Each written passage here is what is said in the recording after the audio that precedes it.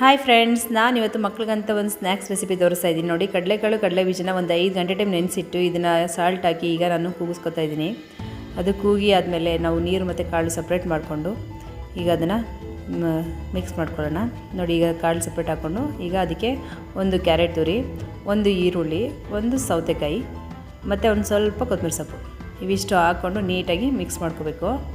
ನೀಟಾಗಿ ಮಿಕ್ಸ್ ಆದಮೇಲೆ ನಾವು ಅದಕ್ಕೆ ಟೇಸ್ಟಿಗೆ ತಕ್ಕಂಗೆ ಸ್ವಲ್ಪ ಸಾಲ್ಟು, ಮಕ್ಳಿಗೋಸ್ಕರ ಎಲ್ಲ ಮಾಡ್ತಿರೋದು, ಅದಕ್ಕೋಸ್ಕರ ನಾನು ಸ್ವಲ್ಪನೇ ಇಲ್ಲಿ ಖಾರ ಹಾಕ್ತೀನಿ. ರೆಡ್ ಚಿಲ್ಲಿ ಪೌಡ್ರನ್ನ ಒಂದು ಅರ್ಧ ಟೀ ಸ್ಪೂನಷ್ಟು ಮಾತ್ರ ಸೇರಿಸ್ತೀನಿ. ಮಕ್ಳಿಗೋಸ್ಕರನೇ ಖಾರ ಮಕ್ಕಳು ತಿನ್ನಲ್ವಲ್ಲ, ಅದಕ್ಕೋಸ್ಕರ ನಾನು ಸ್ವಲ್ಪನೇ ಹಾಕ್ತಿರೋದು.